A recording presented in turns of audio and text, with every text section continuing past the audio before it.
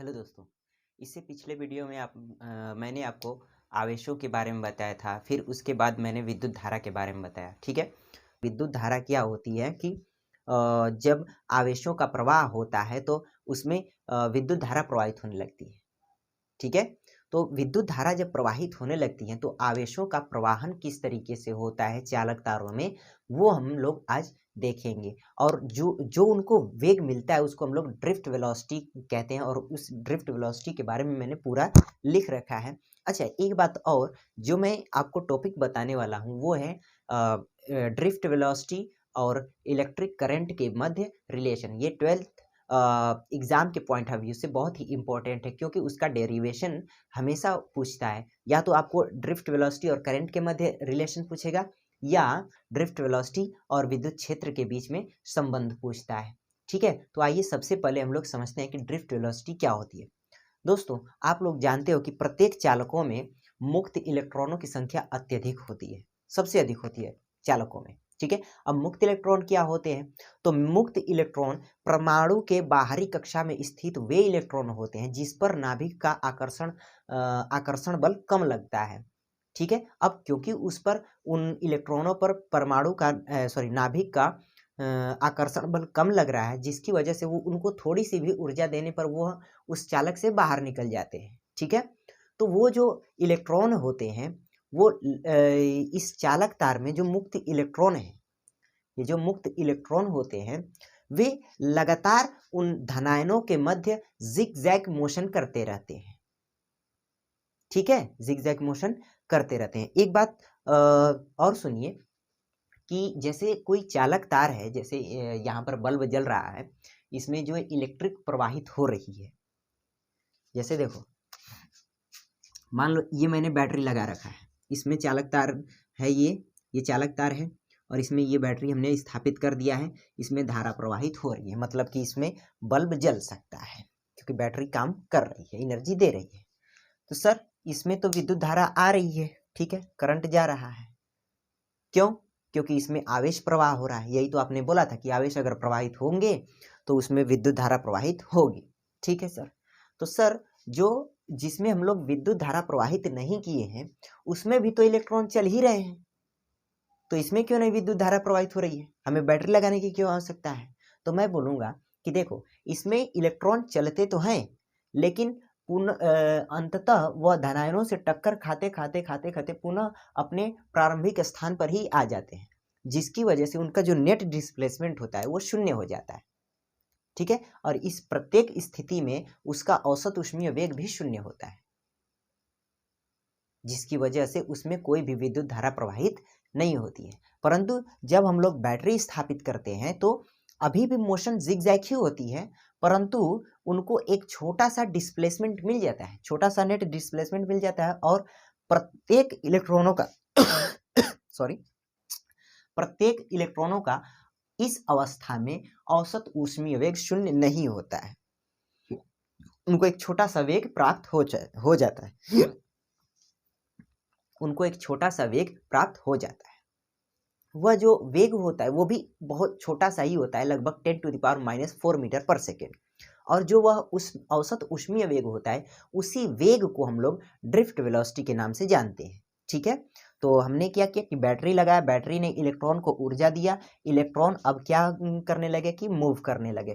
अच्छा, ये जो जिगजैग मोशन है, क्योंकि प्रत्येक इलेक्ट्रॉन अब एक निश्चित डिस्प्लेसमेंट प्राप्त कर लेता है, मतलब क्योंकि प्रत्येक इलेक्ट्रॉन अब डिस्प्लेसमेंट प्राप्त कर लिया है। ठीक है। नेट डिस्प्लेसमेंट अब प्रत्येक का शून्य नहीं है, जिसकी वजह से हम लोग मान कर चलते हैं कि अब जो इलेक्ट्रॉन होंगे वह एक सीधी रेखा में चलेंगे, बिल्कुल सिपाही की तरह एकदम सीधी रेखा में। ठीक है। तो हम लोग मान कर चलते हैं कि अब इलेक्ट्रॉन इस तरीके से सीधी रेखा में चलने लगते हैं, ये इस तरीके से इधर की तरफ। ठीक है। ऋण से धन की तरफ। ठीक है। क्लियर है ये बात? अच्छा सर, मैं आपको बता दूं कि जब हमने विभवांतर स्थापित किया है तो इसमें इस चालक के अंदर विद्युत क्षेत्र उत्पन्न हो गया है, ई। ठीक है। क्यों सर? क्यों? क्योंकि जब हमने विभवांतर स्थापित किया तो इलेक्ट्रॉन त्वरित गति करने लगे, और वो त्वरण कितना हो गया? E by M, E by M. क्या क्लियर है क्या? हाँ सर क्लियर तो है। ओके, तो ये वे एक्सेलरेशन प्राप्त कर लेते हैं जिनकी वजह से उन्हें एक वेग भी प्राप्त होता है जो लगभग 10⁻⁻⁴ मीटर पर सेकेंड होता है। उसी वेग को हम लोग ड्रिफ्ट वेलोसिटी के नाम से जानते हैं। ठीक है, तो ये मूवमेंट होता है इसमें। अब यहाँ से इलेक्ट्रॉन आते हैं यहाँ पर खुपाच खुपाच खुपाच खुपाच ऐसे बैटरी के पास, फिर ऐसे जाते हैं और इसमें फिर अपनी एनर्जी लॉस करते हैं, फिर ऐसे आते हैं, फिर बैटरी उनको एनर्जी देती है, फिर ऐसे ऐसे जाने लगते हैं, फिर इसमें एनर्जी लॉस होती है, फिर ऐसे ये प्रोसेस चलता रहता है। ठीक है, तो सभी इलेक्ट्रॉनों का जो औसत ऊष्मीय वेग होता है उसी वेग को हम लोग ड्रिफ्ट वेलोसिटी कहते हैं। जैसे देखो मैंने पूरा लिख रखा है, जो भी मैं बोल रहा हूँ वो सब मैंने लिखा है। क्या लिखा है आइए पढ़ते हैं। हम जानते हैं कि चालकों में मुक्त इलेक्ट्रॉनों की संख्या सबसे अधिक लगभग 10⁻29 पर मीटर क्यूब होते हैं। ठीक है, ये मुक्त इलेक्ट्रॉन चालक तार में वातावरण से ऊष्मीय ऊर्जा प्राप्त करके चालक तार में धनायनों के मध्य अनियमित गति करते हैं। जैसे यहाँ पर हमने कोई भी विभवांतर स्थापित नहीं किया है, तो जो इलेक्ट्रॉन होते हैं ये धनावेशों के मध्य जिग जैग मोशन करते रहते हैं। ठीक है, आगे पढ़िए। नोट, यह तब है जब उसमें कोई विभवांतर स्थापित नहीं हुआ है। ये प्रक्रिया तब हो रही है जब इसमें कोई भी विभवांतर स्थापित नहीं हो रहा है। अच्छा ठीक है, इस स्थिति में इलेक्ट्रॉन अनियमित गति करते हुए पुनः अपने प्रारंभिक स्थान पर आ जाता है। प्रारंभिक स्थान पर ये जिगजैग मोशन करते हुए पुनः उसी स्थान पर आ जाता है, जिससे उसका नेट डिस्प्लेसमेंट शून्य हो जाता है, जिससे उसका कोई भी डिस्प्लेसमेंट नहीं रहता है, अर्थात टोटल उसका डिस्प्लेसमेंट क्या हो जाता है, शून्य हो जाता है। प्रत्येक स्थिति में औसत ऊष्मीय वेग शून्य रहता है। ठीक है, और इसकी कंडीशनों में देखें तो प्रत्येक किसी न किसी समय में उसका जो वेग होगा, ठीक है, वो उसके अपोजिट होगा, जिसकी वजह से उसका जो औसत ऊष्मीय वेग होगा वो शून्य ही होगा। परंतु जब हम उस चालक तार में विभवांतर अर्थात विद्युत क्षेत्र स्थापित करते हैं तो इलेक्ट्रॉन त्वरित हो जाता है। इस अवस्था में उसका औसत ऊष्मीय वेग शून्य नहीं रहता है और जो इलेक्ट्रॉन इनके औसत ऊष्मीय वेग को ही, ठीक है, इनके औसत ऊष्मीय वेग को ही हम लोग ड्रिफ्ट वेलोसिटी कहते हैं। ठीक है, वो जो ड्रिफ्ट वेलोसिटी होती है वो अभी थोड़ी ही होती है, ज़्यादा नहीं होती है, लगभग 10⁻⁻⁴ मीटर पर सेकेंड की होती है। लगभग 10⁻⁻⁴ मीटर पर सेकेंड की ड्रिफ्ट वेलोसिटी वो प्राप्त कर लेता है और तब जाकर वह चालक के एक प्लेट से दूसरे प्लेट तक, जैसे ये जो है यहाँ से अब वे ऐसे चलने लगते हैं इलेक्ट्रॉन ऐसे।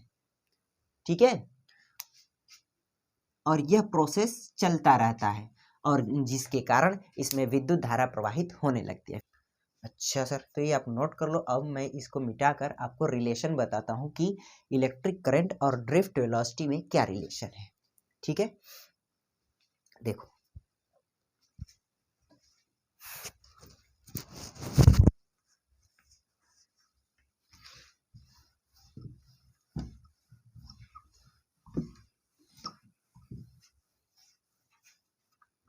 Relation between electric current and drift velocity. ठीक है, मतलब कि विद्युत धारा और अनुगमन वेग में संबंध वो क्या है जरा समझिएगा। ये कोई चालक है ऐसे, ये जो हिस्सा है इसको हम लोग क्रॉस सेक्शनल एरिया मतलब कि अनुप्रस्थ काट का क्षेत्रफल कहते हैं। अनुप्रस्थ काट का क्षेत्रफल, हमने इसको क्या किया कि बैटरी से कनेक्ट कर दिया। ये कनेक्टिंग वायर कहलाता है, ये पॉजिटिव टर्मिनल और ये नेगेटिव टर्मिनल।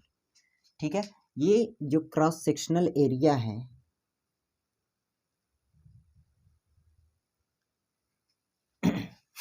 जब हम लोग बैटरी स्थापित करते हैं तो उसमें इलेक्ट्रॉन प्रवाहित होने लगते हैं, मतलब एक सीधी रेखा में गति करने लगते हैं। तो वो इलेक्ट्रॉन कुछ इस तरीके से चल रहे हैं, हमने मान लिया। अच्छा सर, ठीक है। अब जब हम लोग बैटरी स्थापित करते हैं तो उसमें विद्युत क्षेत्र उत्पन्न हो जाता है, वो जो कि विद्युत क्षेत्र धारा की दिशा में होता है। अगर धारा उसमें आई इधर की तरफ प्रवाहित हो रही है तो विद्युत क्षेत्र भी इधर की तरफ एक ये प्रवाहित होगा, ठीक है, उत्पन्न होगा। परंतु जो इसका एक्सेलरेशन है, जो इनमें फोर्स लगता है, वो इस डायरेक्शन में लगता है, ठीक है, इधर की तरफ। तो इलेक्ट्रॉनों का मूवमेंट इधर हो रहा है। तो अच्छा, ये जो विद्युत क्षेत्र होता है इसकी वैल्यू क्या होती है, आपने पढ़ा होगा, E is equal to minus dV by dx, पढ़ाया गया। तो उसी से V बाई M, इतना विद्युत क्षेत्र इसमें स्थापित हो जाता है सर। तो चलो लिखते हैं, माना ये एक क्वांटिटी डिफाइन की गई है कि एकांक आयतन में उपस्थित इलेक्ट्रॉनों की संख्या n है। माना एकांक आयतन में उपस्थित इलेक्ट्रॉनों की संख्या n है, ठीक है। चालक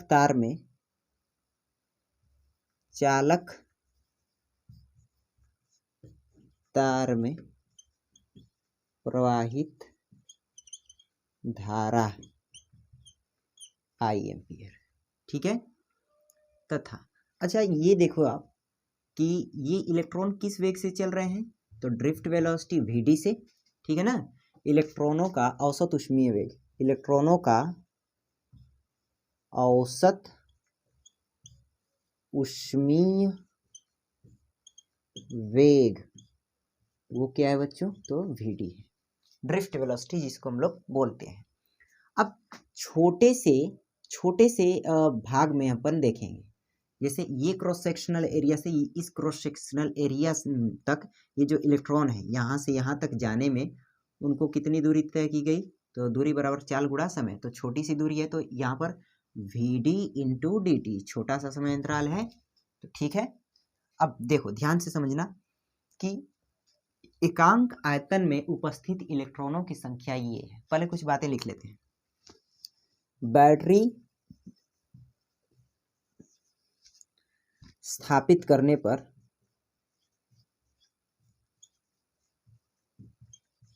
इलेक्ट्रॉन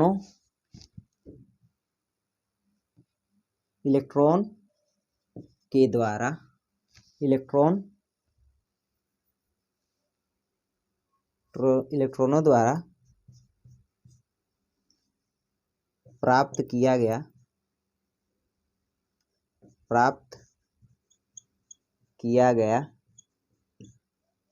एक्सेलरेशन वो क्या होगा, E बाई m। क्लियर है बच्चों। अब देखो यहां से ये जो क्रॉस सेक्शनल एरिया है, यहां से यहां तक जाने में टोटल इलेक्ट्रॉन कितने हुए, एकांक आयतन में इलेक्ट्रॉनों की संख्या है n, जो कि हमने लिख रखा है। तो यहां से यहां तक जाने में टोटल इलेक्ट्रॉनों की संख्या कितनी होगी, ये इतने का अपन आयतन निकाल लें। तब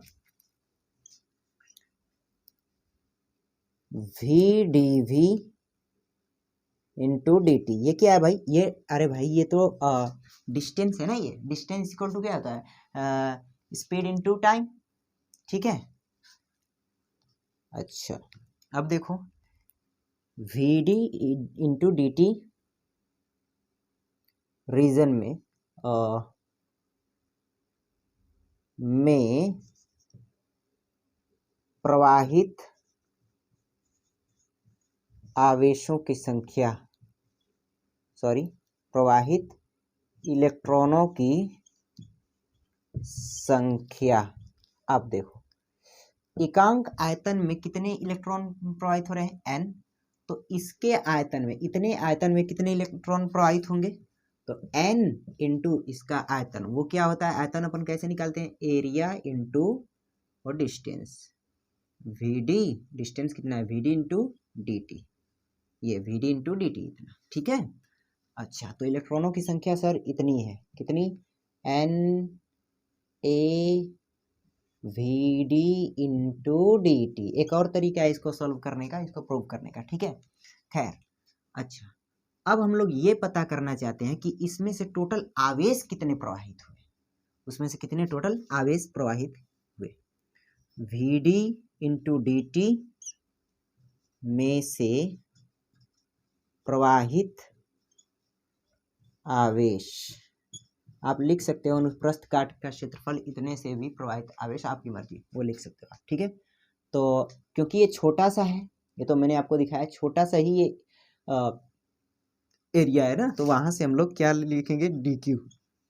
डी क्यू बराबर क्या हो जाएगा, डी क्यू बराबर एकांक आयतन में कितने आवेश प्रवाहित हो रहे थे, एन, तो इतने एरिया में कितने आवेश प्रवाहित हो रहे हैं, ये, ठीक है। तो Q बराबर क्या होता है, Q बराबर N इंटू ई होता है ना, तो इलेक्ट्रॉनों की संख्या ये रही, N A V D into D T, और E की वैल्यू ये रही। क्लियर है, ठीक है क्या। डी क्यू बराबर N E A V D into D T into E. ये हमने क्यों लिखा, फिर से समझ लो कि हमने क्या किया कि एकांक आयतन में उपस्थित इलेक्ट्रॉनों की संख्या n माना, ठीक है। अच्छा, V D into D T में प्रवाहित इलेक्ट्रॉनों की संख्या, तो एकांक आयतन में निकल रहे हैं इतने, तो यहाँ से यहाँ तक के जो उसका वॉल्यूम होगा, उससे कितने इलेक्ट्रॉन पास हो रहे हैं, मतलब कि यहाँ से यहाँ तक का जो उसका क्रॉस सेक्शनल एरिया है, वहाँ उसमें से कितने इलेक्ट्रॉन पास हो रहे हैं। तो एकांक आयतन में इलेक्ट्रॉनों की संख्या n, तो यहाँ से यहाँ तक के जो आयतन होंगे उसमें से प्रवाहित इलेक्ट्रॉनों की संख्या कितनी हो जाएगी, एकांक आयतन में ये है, तो यहाँ से यहाँ तक का ये आप क्या निकाल लो, आयतन निकालो। तो वो हमने क्या निकाला कि ये क्रॉस सेक्शनल एरिया और यहाँ से यहाँ तक की दूरी, ठीक है, V D into D T, ठीक है। अब यहाँ से यहाँ तक में आवेश कितना प्रवाहित हुए, तो वो हमने निकाला, Q बराबर एन ई फॉर्मूला होता है, Q बराबर एन ई, ये आपने पढ़ा होगा, ठीक है। तो यहाँ से हमने Q डी क्यू, क्योंकि ये छोटा सा ही डिस्टेंस है तो डी क्यू हमने लिखा, तो D Q is equal to N, ये टोटल एन और ये ई, ठीक है। यहाँ से हमने एन निकाला था, टोटल इलेक्ट्रॉनों की संख्या निकाला था। अच्छा, इसको आप कैपिटल एन लिख सकते थे। अच्छा सर, ठीक है सर, आगे बोलो। तो आगे क्या बोलना है, देखो, D Q is equal to, यहाँ से टी को इधर लाओ, तो डी टी इधर क्या बचा, एन ई स्क्वायर, ये ई का गुणा हुआ ना, एक मिनट, सॉरी यार, कुछ गलत हुआ क्या,